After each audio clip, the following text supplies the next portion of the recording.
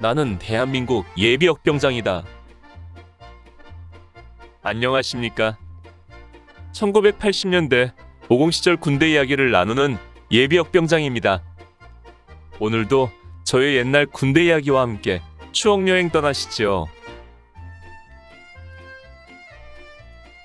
나의 일병시절 64번째 이야기. 연대 정훈과 파견생활. 잊을 수 없는 만남 뒷이야기들. 정훈과 파견 근무 중 우연히 신문기사를 통해 알게 된 이아무개 씨와 편지를 통해 이야기를 나누며 무미건조한 군생활에서 많은 삶의 교훈들을 배우고 깨달을 수 있었습니다.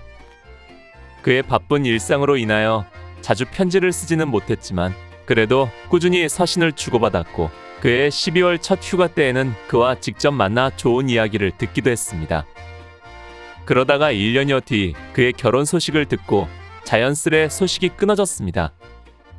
아무리 좋은 글이라도 남녀 사이였기에 불필요한 오해를 남기지 않기 위해서였습니다. 그리고 이후 나는 전역을 했고 나도 이미 군 입대 전부터 알고 지냈던 여인과 결혼을 해서 가정을 꾸리고 치열한 삶의 현장에서 30여 년이 흘렀습니다. 그러다가 지난 2010년 군 복무담을 3군단 카페에 올리면서 갑자기 그녀의 생각이 났습니다. 그 당시 꽤 유명인사였기 때문에 지금쯤 어떻게 지내고 있을지 궁금해서 인터넷으로 그의 이름을 검색해 보았습니다. 그에 대한 소식은 의외로 쉽게 알 수 있었습니다. 그는 모 정당의 비례대표로 그 지역 시의원이 되어 있었던 것입니다. 너무 반갑고 기쁜 마음으로 그의 홈페이지 방명록에 옛 이야기를 곁들여 안부 인사를 남겼고 곧이어 그에게서 메일로 반가운 답신이 왔습니다. 30여 년 전에 그 작은 인연이 되살아나는 순간이었습니다. 그녀는 그때 이후로도 자신의 삶에 충실하며 최선을 다해왔던 것입니다. 그리고 그의 지방자치선거에서는 비례대표가 아닌 선출직으로 당선된 그 지역 최초 여성 시의원이 되어 또다시 지역을 위해 열심히 일하고 있다더군요. 그 뒤 선거에서는 아깝게 석패하여 물러났지만 늘 최선을 다하는 모습으로 살아가고 있었습니다. 그 뒤로 한번 찾아뵙고 싶었지만 사는 것이 바쁘다는 핑계로 그저 마음에 담아두고 세월만 흘러가고 있네요.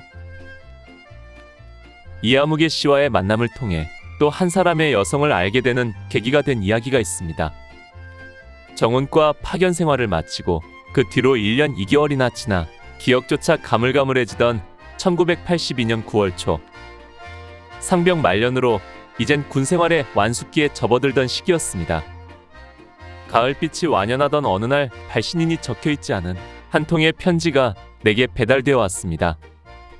그런데 편지 겉봉의 내 주소가 육군 제2083부대 윤태상, 이것이 다였습니다. 2000여 명이 근무하는 연대에 달랑 이름 석자만 써서 보낸 편지인데도 내가 워낙 편지를 많이 쓰고 받다 보니 연대 수발기에서 033부대가 없어도 내 것으로 분류해서 전달이 된 것이었습니다. 편지는 이렇게 시작되고 있었습니다. 아저씨에게. 바람은 서늘하게 불어오지만 아직까지는 여름이 아주 떠나가지는 않은 것 같군요.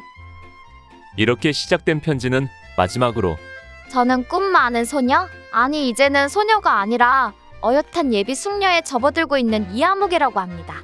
저에게 편지 주시려거든 여기로 하며 자기의 주소를 적어 놓았더군요. 그런데 편지를 아무리 읽어보아도 나를 어떻게 알고 편지를 했는지 그런 내용이 없었습니다. 어린 나이에 직장 생활을 하는 아가씨 같은데 아주 명랑쾌활하면서도 당돌한 데가 있었습니다. 나는 본래 펜팔 편지 나누는 것을 즐겨 했기 때문에 그녀에게 답장을 해주었습니다. 무엇보다도 그녀가 누구를 통해서 나를 알게 되었는지가 가장 궁금했습니다.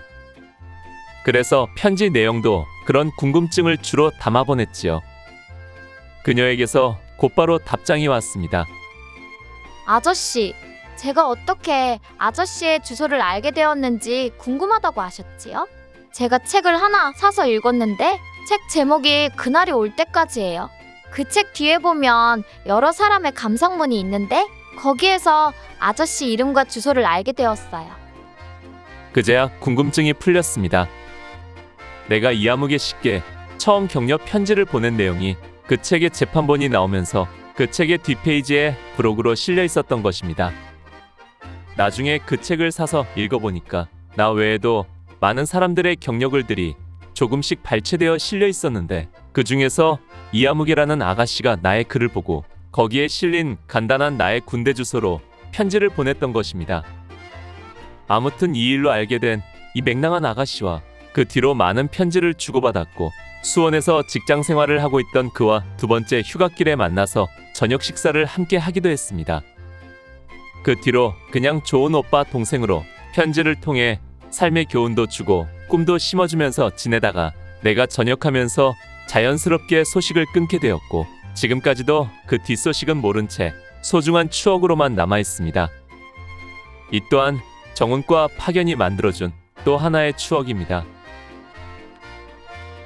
오늘 추억여행에 함께 해주셔서 감사합니다. 다음 이야기를 기대해주시고 구독과 좋아요 부탁드립니다. 탕백